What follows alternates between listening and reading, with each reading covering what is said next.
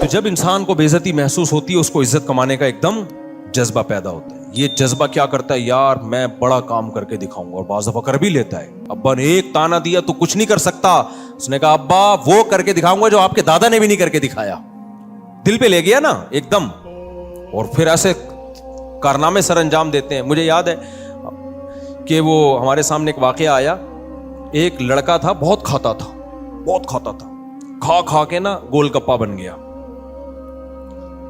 اتنا کھاتا تھا منہ پہ اس کے کنٹرول ہی نہیں تھا. اب شوگر کا بھی خطرہ ہو گیا اس کو, نظر کا اتنا موٹا چشمہ لگ گیا, اور بہت سارے مسائل اس کے ساتھ. MBA کیا ہوا تھا اس نے, تو کسی کمپنی میں مینجمنٹ کی جاب مل گئی اس کو. ابا کو آ کے خوشی خوشی بتایا, ابو میں مینیجر بن گیا, اب اتنے لوگ میرے کنٹرول میں ہوں گے. ابا نے کہا کم بخت, اتنا سا منہ تیرے کنٹرول میں نہیں ہے تو اتنے لوگوں کو تو کہاں سے کنٹرول میں لے کر آئے گا. یہ بات ایک دم وہ کہاں لے گیا, دل پہ. یار ابا نے بڑی بات کہی تھی. بعض دفعہ نئی نصیحتیں, لیکن کوئی موقع ہوتا ہے اس پہ نصیحت کلک کر جاتی ہے کہ یار ابا بات تو صحیح کر رہے ہیں, جو منہ پہ کنٹرول نہ کر سکے وہ کمپنی میں اتنے لوگوں پہ کنٹرول کیسے کرے گا. دل پہ لے گیا وہ.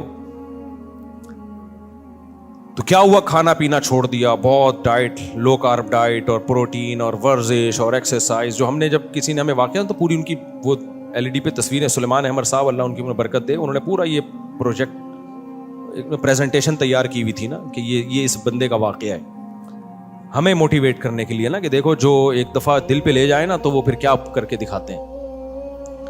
تو وہ پھر دکھایا کہ ہے کچھ دنوں میں ہینڈسم. اچھا چشمہ بھی اتر گیا, حالانکہ ڈاکٹر کہتے ہیں چشمہ ایک دفعہ لگے اترتا نہیں, لیکن اس کو واقعی چشمہ اتر گیا. شوگر, ڈاکٹر نے کہا 10 سال تک تم نے شوگر کو پیچھے دھکیل دیا ہے, 10 سال تک تو کم از کم شوگر کا کوئی چانس نہیں, ایک دم فٹ فاٹ. تو یہ کیا تھا, بے عزتی محسوس ہوئی نا, کم بخت منہ پہ کنٹرول ہے نہیں اور باتیں کیا کر رہا ہے, اتنے بندوں کو کنٹرول کروں گا. تو انسان کے دل میں اللہ نے بہت ساری امنگیں رکھی ہیں. بے عزتی کوئی نہیں چاہتا, سب عزت چاہتے ہیں. بعض دفعہ عزت کے حصول میں اچھے کام کر لیتا ہے, بعض دفعہ کسی کی محبت میں آ کے اچھے کام کر لیتا ہے, بعض دفعہ غیرت میں آ کے اچھے کام کر لیتا ہے, بعض دفعہ کوئی لالچ ہوتی ہے اس میں آ کے بہت کچھ کر لیتا ہے. تو بہت کچھ ہو سکتا ہے اگر یہ خواہشات ہمارے دل میں ہوں. اور جن کے دل مردہ ہو چکے ہوتے ہیں, خواہشات ہی نہیں ہیں ان کے دل میں, تو ان میں آگے بڑھنے کا جذبہ ختم, وہ مرداروں کی طرح پڑے رہتے ہیں. تو شریعت یہ نہیں چاہتی ہے. البتہ ہوتا کیا ہے کہ یہ خواہشات, یہ جذبے آپ کو ایک سمت میں اسپیڈ کے ساتھ دھکیلتے ہیں. وہ سلیمان احمد ہی کی ایک مثال دے دوں. سلیمان احمد صاحب کی بڑی اچھی مثال دی انہوں نے کہ 2 چڑیائیں جو ہے نا سفر کر رہی تھیں. ایک اماں تھی اور ایک چڑیا کی بچی تھی. ماں بیٹی دونوں اکٹھے کیا کر رہے ہیں, ہوا میں اڑ رہے ہیں. ایک جٹ طیارہ اوپر سے گزر کے گیا بہت اسپیڈ کے ساتھ نا. طیارہ تو, جٹ طیارہ تو آپ کو پتا ہے ایسا گیا زوم کرتا ہوا نا کہ یہ ہل گئی بیچاری, ان کے پرور بھی اکھڑ گئے. تو چھوٹی چڑیا نے اپنی والدہ سے پوچھا, امی ہم بھی ایک چڑیا ہیں اور یہ بھی ایک چڑیا ہے, اتنی بڑی چڑیا, تو اس میں اتنی اسپیڈ کیسے ہے؟ یعنی پر تو اس کے بھی ہمارے بھی پر ہیں, اسپیڈ میں زمین آسمان کا فرق ہے. ہم یوں جا رہے ہیں اور یہ زوں کر کے ایسا تباہی مچاتی بھی چلی گئی یہ چڑیا. تو ڈفرنس کیا ہے ہم دونوں میں اور اس بڑی چڑیا میں؟ تو اماں نے کہا دیکھو بیٹا, فرق یہ ہے ہماری دم میں آگ نہیں لگی ہوئی, اس کی دم میں آگ لگی ہوئی ہے. اس کی جو دم ہے نا اس میں پیچھے دیکھ, تم نے غور کیا بیٹا, اس کی دم میں کیا تھی, آگ لگی دم میں آگ. تو بعض دفعہ ہمیں موٹیویشن کی کوئی ایسی چیز کلک کر جاتی ہے کہ ہماری دم میں آگ لگ جاتی ہے, ایک دم انسان کی پروازوں پہ پروازیں. صحابہ کرام میں ایسے ہی تو تھا نا. احد میں کیا ہے, بہت سخت لڑائی ہو رہی ہے, تو ایک صحابی رسول اللہ صلی اللہ علیہ وسلم کے پاس آئے, عرض کیا یا رسول اللہ اگر میں لڑوں اور شہید ہو جاؤں, کیا, حدیث کا مفہوم بیان کر رہا ہوں اپنے الفاظ میں, کیا ضمانت ہے کہ میں جنت میں جاؤں گا؟ آپ نے فرمایا ہاں. صحابی کھجور کھا رہے تھے, تو انہیں سوچا کہ یار جنت بلا رہی ہے, کھجور ختم کرنے کا زمانہ بہت طویل ہے, 8-10 کھجوریں رہ گئی ہوں گی نا. ابے بھائی یہ تو بہت ٹائم لگے گا, جنت سامنے کھڑی ہوئی ہے, کیا اتنا لمبا ٹائم.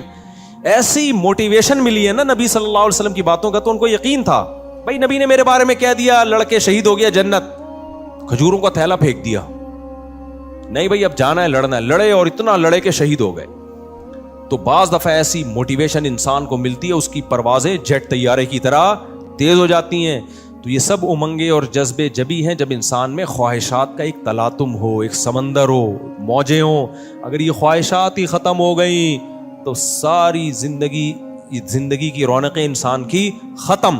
لیکن اب ہوتا کیا ہے, قرآن کیا کہتا ہے, اسلام نے کیا کیا ہے؟ اسلام نے کہا کہ گھوڑا ہم نے تمہیں دیا ہے اس پہ سوار ہونے کے لیے اور اس کی لگام اپنے ہاتھ میں رکھنے کے لیے, اور اس کو گھوڑے کو میسج تم دو گے اپنی عقل سے سوچ کے کہ کس سمت میں جانا ہے اور کس سمت میں نہیں جانا. نہیں آئی بات؟ اب آپ نے کیا کیا, گھوڑے پہ بیٹھے. اگلا پوچھ رہا ہے یار تم پیدل کیوں نہیں جا رہے؟ آپ نے کہا میں اس لیے پیدل نہیں جا رہا کہ گھوڑا گھنٹوں کا سفر منٹوں میں طے کرا دے گا.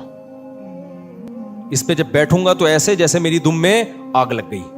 دم میں الگ سے مجھے آگ لگانے کی ضرورت نہیں ہے. گھوڑے کی دم میں ویسے ہی آگ لگی ہوئی ہوتی ہے, ذرا سا وہ ایڑ لگاؤ نا تو ایک دم اسپیڈ مارتا ہے. تو مجھے اپنی دم میں آگ لگانے کی ضرورت اب نہیں ہے. اب آپ بیٹھ گئے. اب آپ سے اگلا پوچھ رہا ہے جانا کہاں ہے آپ نے, لگام کدھر کو موڑو گے؟ آپ کہو گے یار یہ میں نے ابھی تک اس بارے میں کوئی سوچا نہیں, جہاں گھوڑا کہے گا وہاں جاؤں گا میں. اب بتاؤ منزل پہ پہنچو گے, یہ بیڑا غرق ہو جائے گا. گھوڑا آپ کو کھائی میں گرا سکتا ہے, وہ آپ کو آپ کی منزل سے دور لے جا سکتا ہے.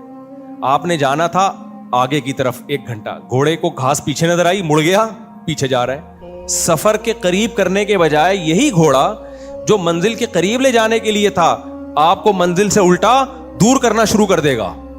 یہی گھوڑا نعمت کے بجائے عذاب بن جائے گا. کیوں؟ آپ نے اس کی لگام کو کنٹرول نہیں کیا اور عقل سے فیصلہ نہیں کیا کہ کیا کام اس سے لینا ہے اور کیا کام اس سے نہیں لینا. سمجھ رہے ہو کہ نہیں سمجھ رہے؟ یہ عقل نہیں فیصلہ کر رہی ہے, یہ آپ نے گھوڑے پہ چھوڑ دیا ہے. تو خوب سمجھ لو, اللہ نے ہمیں خواہشات کا ایک سمندر دیا ہمارے دل میں. اللہ نے کہا عقل سے اس خواہشات کو کنٹرول, یہ خواہشات تمہیں موٹیویٹ کریں گی, یہ فیول کا کام دیں گی, یہ تمہیں بہت سارے کام کروائیں گی تم سے. تو عقل سے فیصلہ کرنا ہے کہ خواہشات کو کہاں لے کے جانا ہے اور کہاں لے کے نہیں جانا. ہم خواہشات کے گھوڑے پہ سوار ہو کے خواہشات سے پوچھ رہے ہوتے ہیں کہ بتا کیا کرنا ہے آج.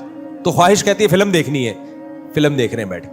ایک آدمی نے بتایا میں انٹرنیٹ پہ فوش فلمیں دیکھتا تھا, پوری رات گزر جاتی تھی, سارا دن سوتا رہتا, پھر پوری رات, کئی مہینے میں نے زندگی کا وہ بہترین حصہ جس میں میں کوئی زبان سیکھ سکتا تھا, کچھ پڑھ سکتا تھا, کوئی بزنس کر سکتا تھا, صحت بنا سکتا تھا, جم جا سکتا تھا, 20 کام میں نے انٹرنیٹ پر فوش فلموں کی بھیٹ چڑھا دی ہے.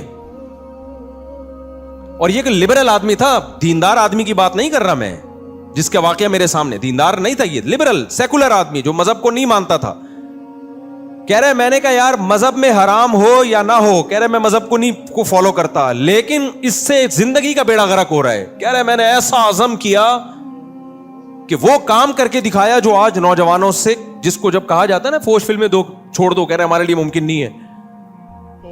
کہہ رہے میں نے وہ ناممکن کو ممکن کر کے دکھایا. میں نے کہا ایسی کی تیسی اس کو میں اپنی زندگی سے ہمیشہ کے لیے نکالوں گا.